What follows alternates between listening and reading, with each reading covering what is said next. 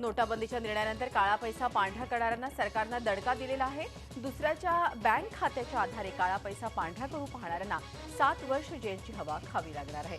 नव्यानं मंजूर झालेल्या बेनामी ट्रान्झॅक्शन कायद्यानुसार ही कारवाई करण्यात येणार आहे। 7 वर्षांच्या शिक्षेशिवाय दुसऱ्याच्या खात्यात टाकण्यात येणारी रक्कम जप्त केली जाईल आणि त्या रकमेच्या 25% इतका दंडही आकारला जाईल।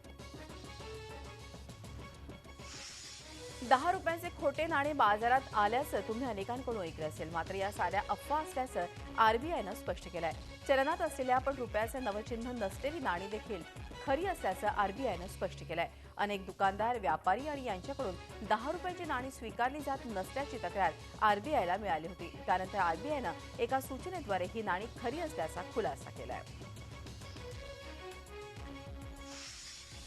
नोटाबंदीनंतर 2.5 लाखांपेक्षा जास्त रक्कम बँकातील खात्यांवर जमा करणाऱ्यांना आयकर खात्यानं नोटिसा पाठवायला सुरुवात केली आहे। जे संशयित वाटतात त्यांना या रकमेबाबत विवरण देण्याचे आदेश देण्यात आले आहेत। बँकेकडून पुरवण्यात आलेल्या माहितीनंतर आयकर विभागानं ही कारवाई सुरू केली आहे। आयकर विभागाच्या नोटिशीमध्ये बँकेत भरण्यात आलेल्या रकमांचं सविस्तर विवरण देण्यात आलं आहे।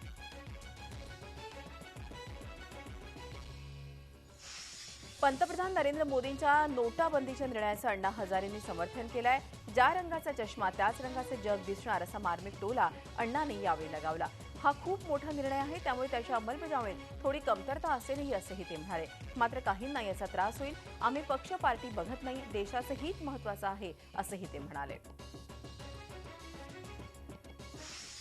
पंतप्रधान नरेंद्र मोदींच्या निर्णयानं जिल्हा बँकांनंतर आता पतसंस्थाही आक्रमक झाल्यात। सरकारच्या निर्बंधानं पतसंस्था अडचणीत सापडल्यात, त्यामुळे सरकारनं पतसंस्थांचं खातं असलेल्या राष्ट्रीयकृत आणि खासगी बँकेत ठेवीदार आणि कर्जदारांना भरणा करण्यास परवानगी द्यावी, अन्यथा सरकारच्या निर्णयाविरोधात रस्त्यावर उतरण्याचा इशारा फेडरेशननं दिला आहे। व्यवहारी किसान पेट्रोलियमवर स्वाईप मशीनमधून शेतकऱ्यांना नोटा मिळू लागल्या आहेत। स्टेट बँक ऑफ इंडियाच्या सहकार्यानं व्यवहारी पेट्रोल पंपावरील ही सुविधा सुरू झाली आहे। या किसान पंपावर ज्या शेतकऱ्यांकडे एटीएम आहे त्यांना कार्ड स्वाईप मशीनमधून प्रत्येकी 2000 रुपये देत असल्याचं पंप चालकांनी सांगितलं।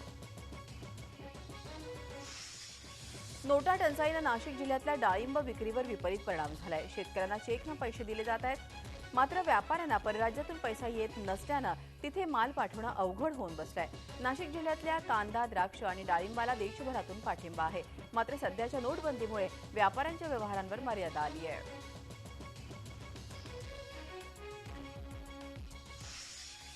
मोदी सरकारनं घेतलेल्या नोटाबंदीच्या निर्णयाविरोधात काँग्रेस चांगलीच आक्रमक झाली। चंदीगडमध्ये काँग्रेसनं जोरदार निदर्शनं करत सरकारच्या निर्णयाचा विरोध करण्याचा प्रयत्न केला।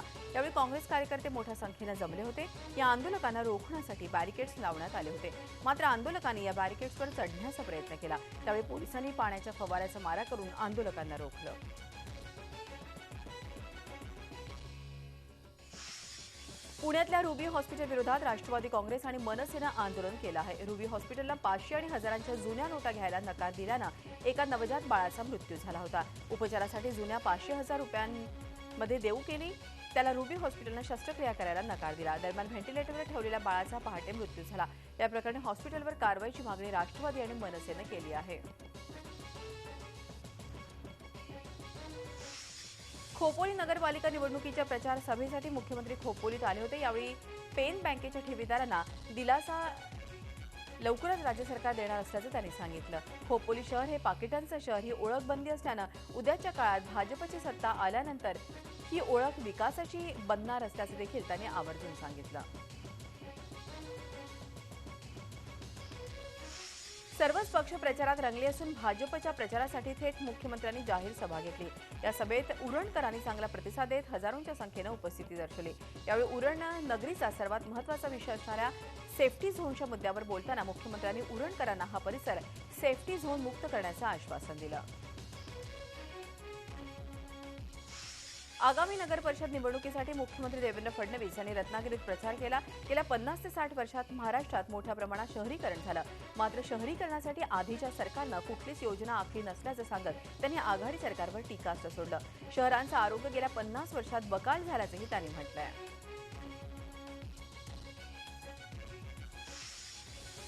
केंद्रात आणि राज्यात भाजप सरकार असल्यानं नगर परिषदांची सत्ता भाजपच्या हाती द्या असं आवाहन करत भाजप मुख्यमंत्री मंत्री आणि प्रदेशाध्यक्ष राज्यभर प्रचार सभा घेत आहेत। मात्र भाजप नेत्यांच्या सभांना मतदारांनी पाठ फिरविल्याचं चित्र दिसतंय। अमरावती जिल्ह्यातल्या वरुणमधील जाहीर सभा होती, मात्र या सभेला 200 ते 300 लोकच उपस्थित होते। केंद्र सरकारच्या नोटबंदीच्या निर्णयामुळे भाजपची लोकप्रियता घटली असल्याची चर्चा सर्वत्र रंगली आहे। नागपूर जिल्ह्यातील काँग्रेस राष्ट्रवादी काँग्रेस पक्षाच्या सुमारे 500 कार्यकर्त्यांनी भारतीय जनता पार्टीत प्रवेश केला। उमरेड विधानसभा मतदारसंघातील उमरेड, पुही, भिवापूर या तालुक्यातील काँग्रेस, राष्ट्रवादी आणि बहुजन समाज पक्षाच्या कार्यकर्त्यांचा यात समावेश आहे। केंद्रीय मंत्री नितीन गडकरी यांच्या उपस्थितीत हा कार्यक्रम पार पडला।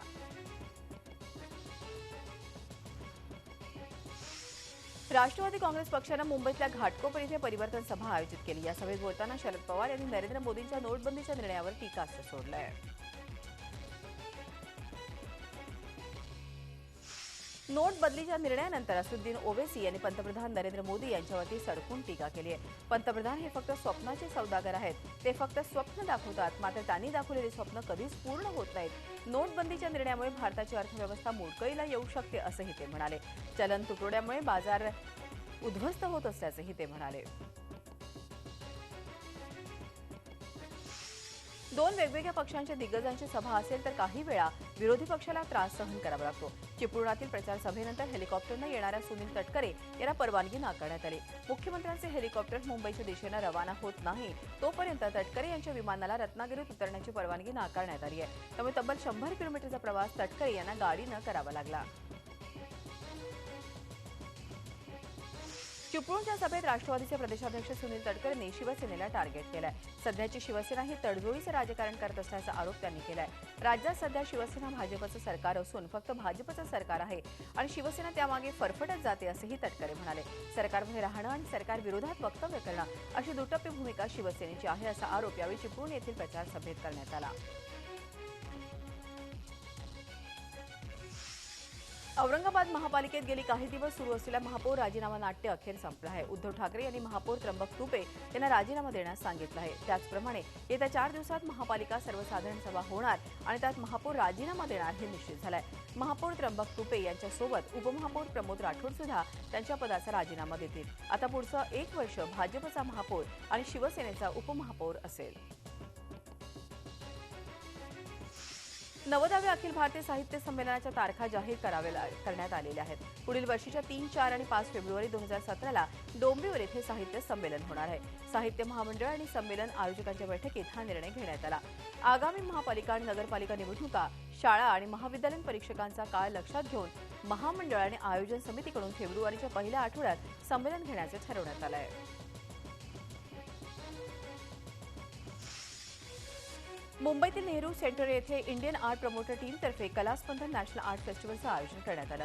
कला रसिक या चित्र प्रदर्शनाचा सध्या भरभरून आस्वाद घेत आहेत। 4 दिवसांच्या या फेस्टिवलमध्ये राज्यभरातून आलेल्या अनेक नामवंत चित्रकारांनी आपली कला सादर केली। चित्रकलेतील विविध शैली या प्रदर्शनात बघायला मिळाल्या।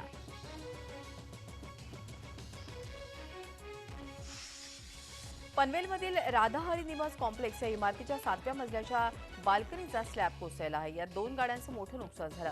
ही घटना पहाटेच्या सुमारास घडल्यानं सुदैवानं कुठलीही जीवितहानी झाली नाही। मात्र 2006 साली बनवण्यात आलेल्या या इमारतीचा स्लॅब इतक्या लवकर कोसळू लागल्यानं इमारतीच्या बांधकामावर प्रश्नचिन्ह निर्माण होत आहे। नोटबंदीच्या मनमानी विरोधात लढण्याची तयारी ठेवा, त्यासाठी संघटित व्हा असं आवाहन शिवसेना पक्षप्रमुख उद्धव ठाकरे यांनी व्यापारी वर्गाला केलं। नोटबंदीच्या निर्णयामुळे व्यापाऱ्यांना मोठा फटका बसतोय, म्हणून व्हॅट तसेच आयकरामध्ये सवलत मिळावी या मागणीसाठी मुंबईतल्या व्यापाऱ्यांनी मातोश्रीवर शिवसेना पक्षप्रमुख उद्धव ठाकरे यांची भेट घेतली। यावेळी उद्धव ठाकरेंनी हे आवाहन केलं।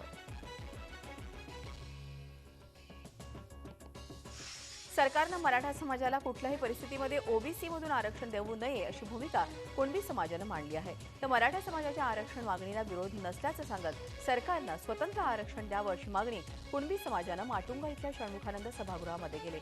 मुंबई आणि परिसरातून या मेळाव्यासाठी कुणबी समाज बांधव मोठ्या संख्येनं हजर होते।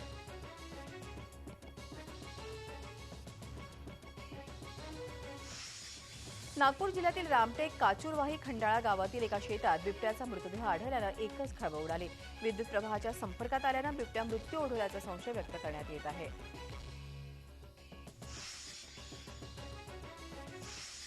सुसाट वेगात असलेल्या एका गाडीनं कुलगुरूंच्या निवासस्थानाबाहेरील सुरक्षा रक्षकाला जोराची धडक देऊन ठार मारल्याची घटना नांदेडच्या विद्यापीठ कॅम्पसमध्ये घडली।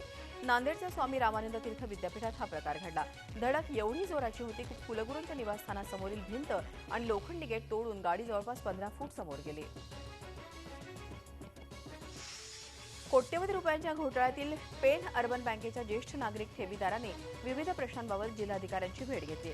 प्रलंबित मागण्यांच्या सोडवणुकीसाठी कालबद्ध कार्यक्रम आखण्याची मागणी देखील यावेळी त्यांनी केली। 600 कोटींच्या या घोटाळ्यामुळे पेण अर्बन बँकेतील 2 लाख ठेवीदारांवर हलाखीची परिस्थिती ओढवली आहे।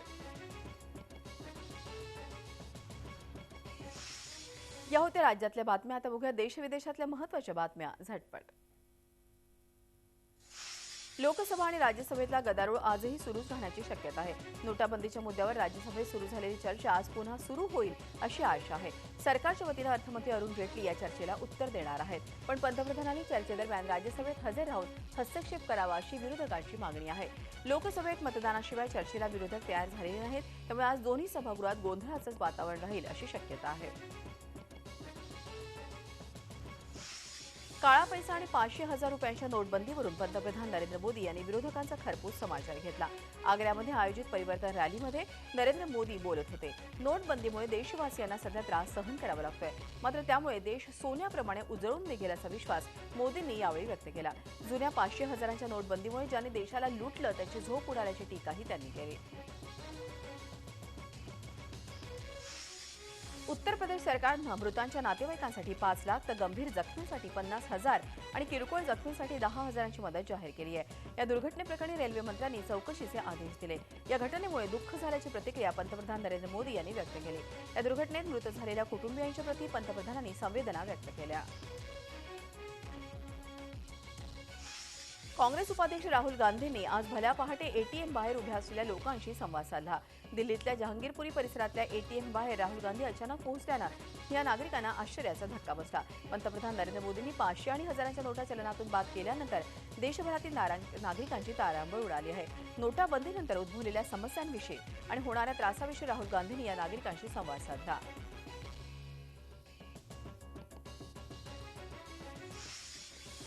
अतिरेक्यांना समझोत्याची भाषा कळत नाही, त्यांना सर्जिकल स्ट्राईक सारखेच उत्तर द्यावं लागतं असं वक्तव्य भाजप खासदार सुब्रमण्यम स्वामी यांनी केलं आहे। पाकिस्तानबरोबर खूप समझोते झाले, पण येथील सरकार लष्कराच्या ताब्यात आहे। पंतप्रधान हा केवळ कटपुतली आहे। पाकिस्तानने आता आगळीकी करावीच, अन्यथा पाकिस्तानचे 4 तुकडे होतील असा इशारा भारतीय जनता पार्टीचे खासदार सुब्रमण्यम स्वामी यांनी दिला आहे।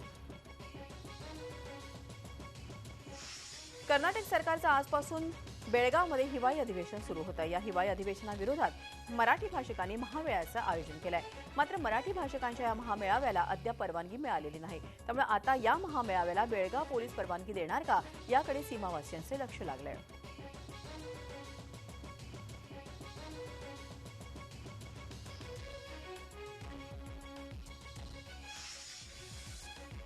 आता आंतरराष्ट्रीय घडामोडी बघूयात। चीन मंगोलियावर नाराज असल्याची चर्चा काही दिवसांपासून सुरू होती। असं असतानाच मंगोलियानं तिबेटियन धर्मगुरू दलाई लामा यांना मंगोलियात येण्याचं निमंत्रण दिलंय। त्यामुळे चीन आणि मंगोलियातील नाराजीच्या चर्चांना आता पूर्णविराम मिळाला आहे। भ्रष्टाचाराच्या आरोपावरून चर्चेत आलेले मलेशियाचे पंतप्रधान नजीब रझाक यांच्या विरोधात घोषणाबाजी करण्यात आली आहे। विरोधकांनी रस्त्यावर उतरत जोरदार आंदोलन केलं। यावेळी विरोधकांनी पंतप्रधान रझाक यांच्या राजीनाम्याची मागणी केली। या आंदोलनामध्ये जवळपास 40,000 आंदोलनकर्ते सहभागी झाले होते। मृत्यूदंडाच्या शिक्षेवरून संयुक्त राष्ट्र आणि भारतात मतभेद आहेत। संयुक्त राष्ट्राकडून मृत्यूदंडाच्या शिक्षेत बदल करण्याच्या प्रस्तावाला भारताकडून विरोध करण्यात आला। यावर कायद्यात बदल करण्याचा अधिकार हा ज्या त्या देशाचा असल्याची भूमिका भारतानं मांडली आहे।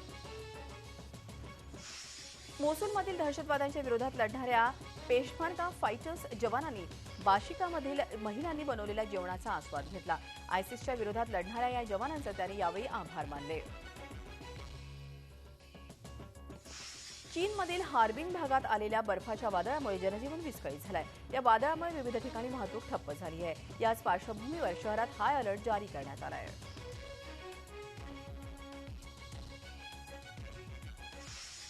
चीनच्या युआन भागातील प्राणी संग्रहालयात नुकतंच 2 नवीन पाहुण्यांना सोडण्यात आलंय। हे पाहुणे दुसरे तिसरे कोणी नाही, तर सर्वांना हवेहवेसे वाटणारे पांडा आहेत। या नवीन पाहुण्यांच्या आगमनामुळे प्राणी संग्रहालयात नवचैतन्य निर्माण झालंय। सिडनीतील तरोंगा प्राणी संग्रहालयात इकिडना प्राण्याने 3 गोंडस पिलांना जन्म दिलाय. या प्राणी संग्रहालयात 30 वर्षात पहिल्यांदाच इकिडनाच्या पिलांनी जन्म घेतलाय. ऑस्ट्रेलियात या प्राण्यांची संख्या कमी असल्यानं नुकतेच जन्मलेल्या 3 इकिडनाच्या पिलांसाठी कुतूहल निर्माण झालंय.